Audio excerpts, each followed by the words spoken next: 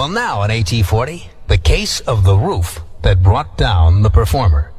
It happened recently when Olivia Newton-John was performing at Disneyland at the Tomorrowland Terrace, which is an outdoor theater with a very unusual stage. It's round and has a roof built onto it, and the whole thing can be lowered into the ground like an elevator until the roof is at ground level. And if you didn't know what it was, you'd probably think it was a round garden because the entire top is planted with flowers.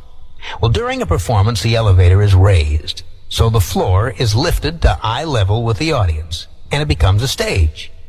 Olivia was in the middle of her last number when somebody apparently missed a cue, and the stage began to slowly lower out of sight. Well, the audience got upset because Olivia was disappearing from their view. So she hopped up on the stationary ledge that surrounds the stage and went on singing. But the stage continued to descend. And as it did, Olivia realized that if she stayed where she was, the roof of the stage would soon be sitting where she was standing.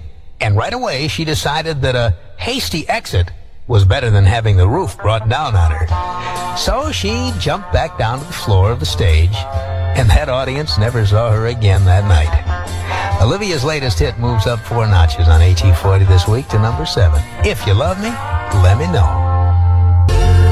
The first week in the top 10 for Olivia Newton-John. At number 7, that's If You Love Me, Let Me Know. American Top 40. I have the latest hit by the high school dropout whose Nobel Prize-winning grandfather was Albert Einstein's best friend. Several years ago, while this pretty blonde superstar was in her next to last year of high school, she won a talent contest in Australia. The prize? A trip to England. Following her winning performance, she began to get more and more jobs on local TV in Australia. But finally, she decided that free trip to England and a chance to pursue her dream of a successful singing career wasn't a bad idea. So she dropped out of school and boarded a plane for England. Now, in some families, that might not have been a particularly earth-shaking decision. But for this lady, it broke a long tradition of higher education. You see, both of her parents had gone to college, and her father was master of Ormond College in Australia. And her maternal grandfather was one of the most famous and important names in all of modern science. In addition to winning a Nobel Prize in physics in 1954, Max Born developed many of the theories that form the foundation of modern physics. And Dr. Born's best friend was no slouch in the science department either. His name was Albert Einstein. Well, the granddaughter of Dr. Max Born chose music over science. And while she may never win the Nobel Prize, Olivia Newton-John is certainly picking up her share of big hit records, like her latest, moving up to number 32 this week. Here's Olivia with Sam. Olivia Newton-John on AT40, moving up to 32, third week on the chart with Sam. American Top 40. This is Casey Kasem on American Top 40 in Hollywood. And now I have the story of the singer with the gentle image who moved a nation of 110 million people to stop some of its citizens from killing dolphins. A few months ago, Olivia Newton-John and Helen Reddy announced that they were canceling their concert tours of Japan because of reports that some Japanese fishermen were killing dolphins by the thousands. Now, this wasn't a case of cruelty by the fishermen. It was a question of survival. Around the little island of Iki off southern Japan, human beings and dolphins were competing for the same fish. And the livelihood of these people depends on the fish that they can catch. So they had no choice but to go after the dolphins. Well, that made a very dramatic news item. But the concert cancellations by Olivia and Helen got a lot more publicity, until finally Olivia was assured by a representative of the Japanese government that positive steps were being taken to correct the situation and protect the dolphins. And Olivia's announced that her tour of Japan is on again. So this girl, who became famous for singing sweetly, sang a few sour notes that have helped make the world a better place for both man and dolphin. Here she is with her second hit from the soundtrack of Grease, this time without John Travolta. Moving up 8 notches, here's Olivia Newton-John with Hopelessly Devoted to You.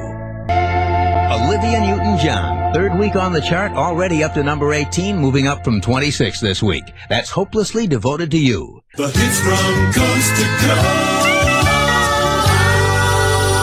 coast. I'm Gordon Elliott for Casey Kasem. Now, we're up to the current hit by a superstar who swears that being pretty got in the way of her career. That's what Olivia Newton-John has told interviewers in several national magazines. But it seems hard to believe. After all, being pretty should open lots of doors to an aspiring singer. And you can't get much prettier than the lovely Olivia. But Olivia swears that being pretty can be more of a hindrance than a help. She says that because she's so pretty, the critics refuse to take her music seriously.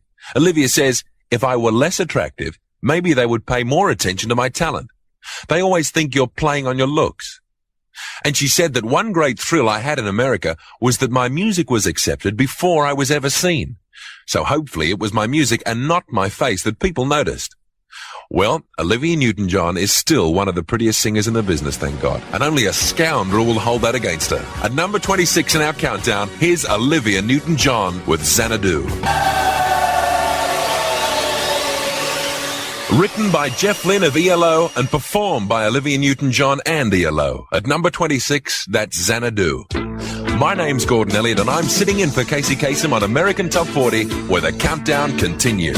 Casey's Coast to Coast. This is Casey Kasem on American Top 40. Now we're up to the current hit by the superstar who came very close to never starting her musical career, all because of stage fright. This is the story of Olivia Newton-John. Now, it's hard to believe that a big star like Olivia was once scared of performing, but it's true. When she was young, she was terribly shy and introverted.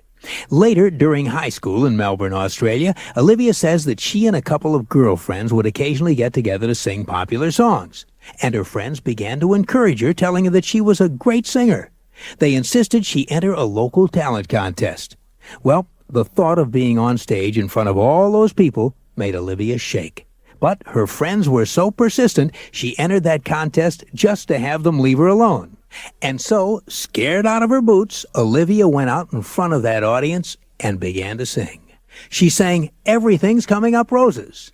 And she won first prize, a round trip to London to appear on a British talent show.